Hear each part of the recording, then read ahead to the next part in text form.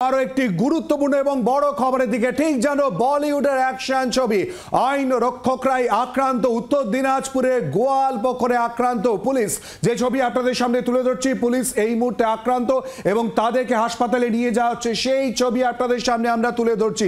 এবং এই ঘটনায় রীতিমতো হতচকিত হয়ে পড়েছেন সাধারণ মানুষ যারা সেই সময় সেখানে উপস্থিত ছিল। কি হয়েছিল? পাঞ্জিপাড়ায় গুলিবিদ্ধ হয়েছেন দুই পুলিশ কর্মী। ফিল্মি কায়দায় আসামি ছিনতাইয়ের ঘটনা। ইসলামপুর আদালত থেকে আসামিকে নিয়ে যাওয়ার সময় দুষ্কৃতী হামলা, বিচারাধীন বন্দীকে জেলে ফেরানোর পথে এই হামলার ঘটনা ঘটে বলে এখনো পর্যন্ত জানা যাচ্ছে। এবং তারই সঙ্গে মূলত কারা করলো এবং ঠিক কিরকম ভাবে পুরো বিষয়টা বুঝে ওঠার আগেই একেবারে গুলি চালনার ঘটনা। ঠিক জানো বলিউডের অ্যাকশন ছবি আইন রক্ষকরাই আক্রান্ত। উত্তর দিনাজপুরে গোয়ালপোখরে আক্রান্ত পুলিশ। পাঞ্জিপাড়ায় গুলিবিদ্ধ দুজন পুলিশ কর্মী। ফিল্মি কায়দায় রীতিমতো এই ঘটনা ঘটে। আসামি ছিনতাইয়ের ঘটনা। ইসলামপুর আদালত থেকে আসামিকে নিয়ে যাওয়ার সময় দুষ্কৃতী হামলার ঘটনা, বিচারাধীন বন্দীকে জেলে ফেরানোর পথে এই হামলা। আরো জানবো এই নিয়ে কথা বলে বিস্তারিতভাবে। সঙ্গে রয়েছে আমাদের প্রতিনিধি ভবানন্দ সিংহ। ভবানন্দ, ঠিক কি ঘটে, কি পরিস্থিতি, কি জানতে পারছো? দেখো, এখনো পর্যন্ত যে তথ্য জানা যাচ্ছে, সবার আগে দর্শকদের সুবিধার জন্য একটা কথা বোঝাতে চাইবো। এই যে আসামি, এই আসামি রায়গঞ্জ পুলিশ জেলার আসামি এবং সে করণদিঘি থানার থেকে তাকে নিয়ে যাওয়া হয়েছিল ইসলামপুর মহকুমা আদালতে। অর্থাৎ এখনো পর্যন্ত রায়গঞ্জ পুলিশ জেলার আসামিদের করণদিঘি থানার ক্ষেত্রে তাদের ইসলামপুর মহকুমা আদালতে নিয়ে যাওয়া হয় এবং সেখান থেকে যখন ফিরছিল তখন এই ঘটনা ঘটে। এখনো পর্যন্ত যেটা আমরা জানতে পারছি, যে আসামি ওখানে ছিল তার নাম সাজ্জাদ বলে আমরা প্রাথমিকভাবে জানতে পারছি। সেই আসামি যখন গাড়ি ইসলামপুর মহকুমার থেকে বেরিয়ে, মহকুমা আদালত থেকে বেরিয়ে যখন আসছে পাঞ্জিপাড়া এলাকাতে আসার পর সেই সাজ্জাদ সে বলে আমার প্রাকৃতিক কারণে তাকে নামতে হবে। সে নামে গাড়ির থেকে, তার পুলিশকে অনুরোধ করে, অসুবিধা হচ্ছে এই কথা বলে, সে গাড়ির থেকে নামে এবং তারপরেই এই গুলি চলা ঘটনা ঘটে। দুটো তথ্য এখনো পর্যন্ত আমাদের কাছে আসছে, যা আমরা স্থানীয় সূত্র মারফত জানতে পারছি। প্রথম, ওই আসামি চাদর পরা ছিল, সেই চাদরের ভেতর থেকে সে কোনো আগ্নেয়াস্ত্র বার করে গুলি চালায় এবং পালিয়ে যায়। এটা একটা তথ্য।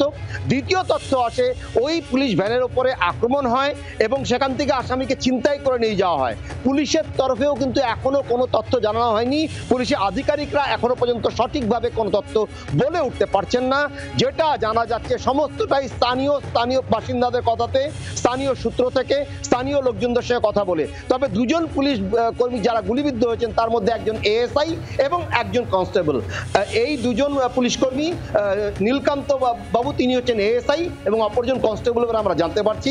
দুজনকেই ইসলামপুর মহকুমা হাসপাতালে ভর্তি করা হয়েছে এবং এই ঘটনার পর থেকে ইসলামপুর পুলিশ জেলায় যেহেতু তারা এখন আছেন, চিকিৎসাধীন আছেন, যার ফলে ইসলামপুর পুলিশ জেলার পুলিশ সেভাবে সমস্ত তথ্য দিয়ে উঠতে পারছে না। ইসলামপুর পুলিশ জেলায় যেহেতু ঘটনা ঘটেছে তারা সেটা জানেন না, কারণ রায়গঞ্জ পুলিশ জেলা পুলিশের সঙ্গে এই ঘটনা ঘটেছে।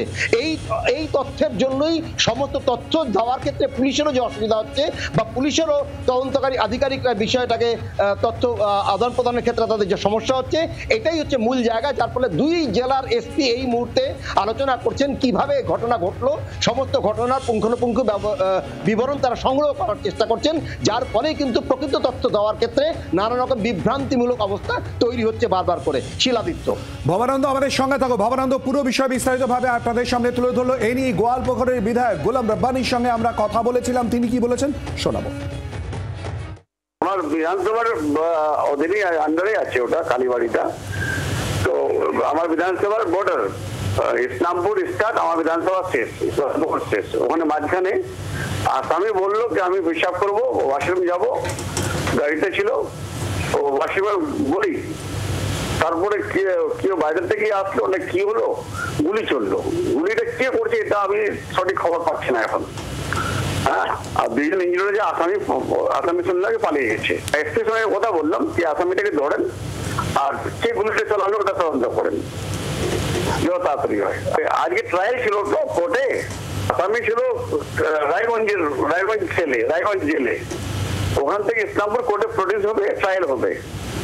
এটা আমি গভর্নমেন্ট পিপির সঙ্গে আইপিপির সঙ্গে কথা বললাম, ওনার সেটা উনি বলে কি ট্রায়ালটা হলো, ট্রায়ালটা হওয়ার পর ওরা বাড়ি নিয়ে গেলো। এখান থেকে রাস্তায় ওই আসামিকে বোধহয় ওই পেশাবের প্রিটেন্ড করে গাড়ি থামিয়েছে, তারপরে কাউকে দেখেছে বা কি হলো, তারপরে আমি ঘটনাটা শুধু জানি যে 2 জন পুলিশ ইনজিওর্ড হয়েছে আমার। এই মুহূর্তে আমাদের সঙ্গে টেলিফোন লাইনে রয়েছেন বিজেপি নেতা রাহুল সিনহা। রাহুল দা, গোয়ালপুকুরে আক্রান্ত হয়েছেন দুজন পুলিশ কর্মী। এই ঘটনা ইতিমধ্যেই যেটা জানা যাচ্ছে, আসামি ছিনতাই হয়ে গেছে, পালিয়ে গেছে। কিভাবে দেখছেন পুরো বিষয়টা? দেখুন, বিষয় হচ্ছে যে কে গুলি চালালো সেটা বড় প্রশ্ন নয়। এখন সবচেয়ে বড় প্রশ্ন যেটা, আইন রক্ষকের ওপর গুলি চলছে, তার মানে এই রাজ্যে আইন শৃঙ্খলা বলে আর যে কিছু নেই। আমরা এগুলো হিন্দি বইতে দেখেছি, আর আজ থেকে 20-25 বছর আগে বিহারে দেখেছিলাম। তো ধীরে ধীরে পশ্চিম বাংলাটা বিহার হয়ে যাচ্ছে, আর পশ্চিম বাংলাটা বিহারে রূপান্তরিত হয়ে গেছে। অতএব এর থেকে বোঝা যায় যে মস্তান এবং অস্ত্র নির্ভর রাজনীতি করলে যে অবস্থা হয়, আজকে পশ্চিম বাংলার সেই অবস্থা। এতদিন তো তৃণমূল নেতার গোলাগুলি হচ্ছিল, এখন এই পুলিশের ওপর গুলি চললো, আসামিও পালিয়ে গেল। অতএব এর থেকে পরিষ্কার বোঝা যাচ্ছে যে পুলিশও এখন নিরাপদ নয়। অর্থাৎ সাধারণ মানুষ, তৃণমূলের নেতা, পুলিশও নিরাপদ নয়। এর একমাত্র কারণ হচ্ছে যে সাপ নিয়ে খেলা করলে সাপের কামড়ে মৃত্যু হওয়ার সম্ভাবনা। অতএব এই সত্যটা মমতা ব্যানার্জি যদি বুঝতে পারেন ভালো, নইলে কিন্তু ভবিতব্য তাই হওয়ার আছে। ধন্যবাদ রাহুল দা। কথা বললাম বিজেপি নেতা রাহুল সিনহার সঙ্গে। বাংলার আওয়াজ, বাঙালির আবেগ, জি 24 ঘন্টা।